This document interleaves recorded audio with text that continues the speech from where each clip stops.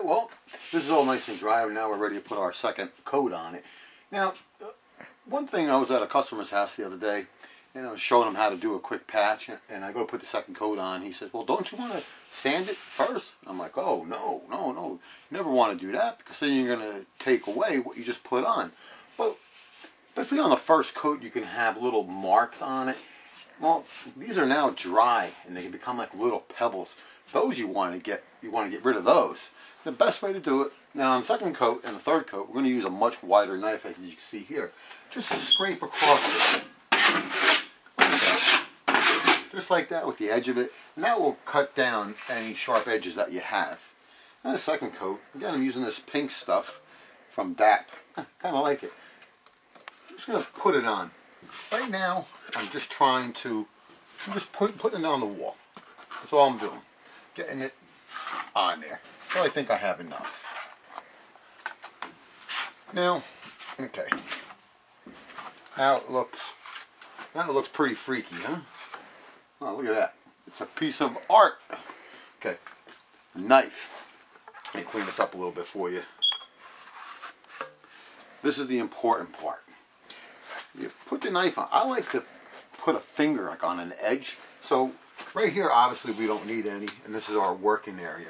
I like to put my finger on the edge. So I'm actually giving more pressure on this side than here. Kind of just floating this, but I'm kind of digging this in. So this way I'm not taking off. And I go around to the other side, I'm going to go like this, and so forth.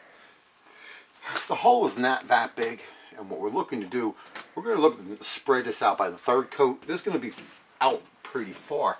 And the purpose of that is so when we're all done, you don't see it. So let's go ahead. Again, first I want to get it around in the area. Need a little bit more there.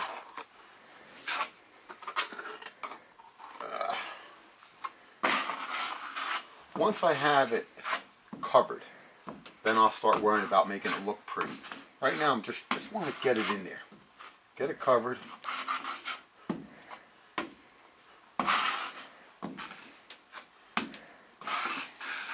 Okay. Now it's all on. Now I want to make it look pretty. And a secret, I want to say a secret, kind of like a tip. Don't spend a lot of time on it. Again, pressure on the left side. Like that. So here, it's pretty thin. Inside, it's thicker where we want it.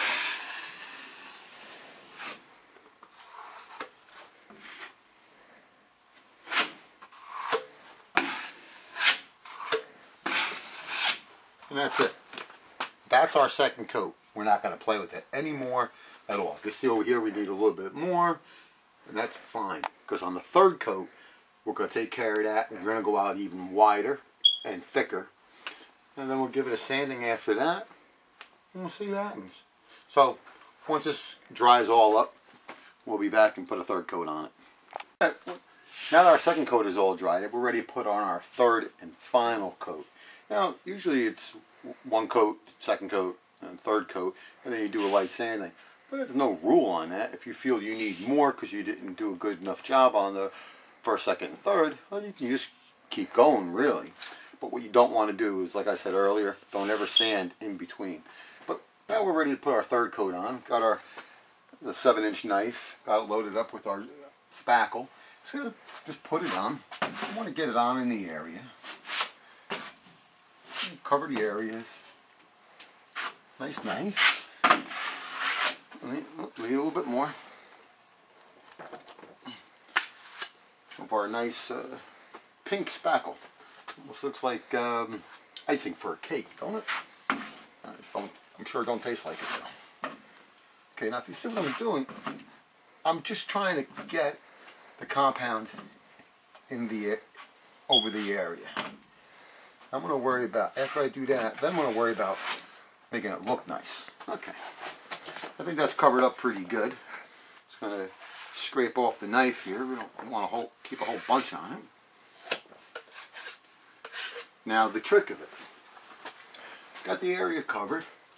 I'm going to go on the outside. Like I said earlier with the knife, we're going to be just pivoting it slightly. So we're going to be putting the pressure over here where we don't want it, and over here on this side, on the left side where we don't want it, concentrating in the center. So basically what we're going to do, keeping the nice kind of flat.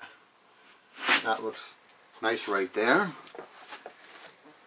Again, take off the excess.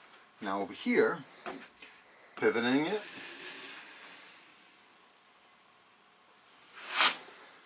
Nice. See, like right here, well, those, you can't even see the difference between the first time I did it in the center over here. You can't see it.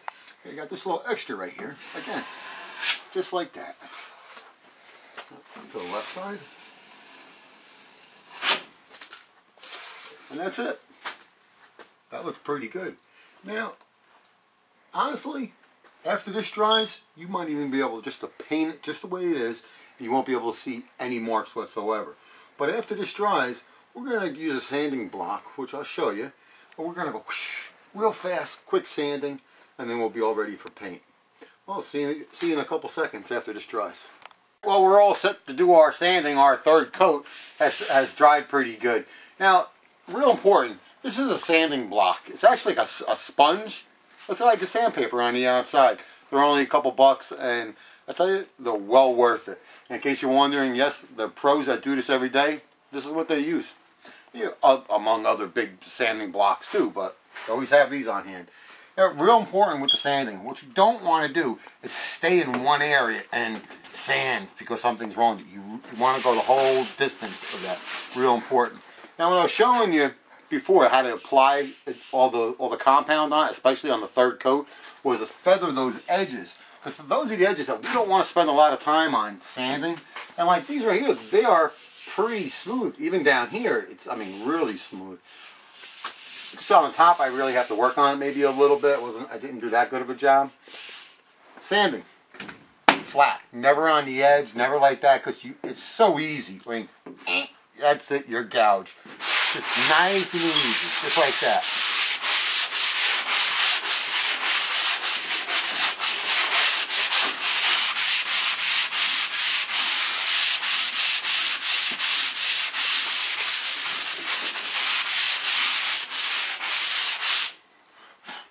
This stuff makes a mess. Nasty stuff too. Done. No more than a couple seconds of sanding on it and it's done. One little tip I can give you, if you're in an area that you can't have the dust no matter what, I don't know where you would be, but you can actually use a regular sponge that you wash your dishes with. Get a sponge, damp it down, and then the same way, kind of sand with a regular sponge. And it's not going to give you as nice as looking job as this, but it actually does work pretty good. Anyway, that's how you fix a hole and patch it the right way. I hope you learned something. If you need more details, come to my site, ask me the questions. I'll be more than happy to answer them for you. I'm Dominic from askmediy.com. Thanks for watching.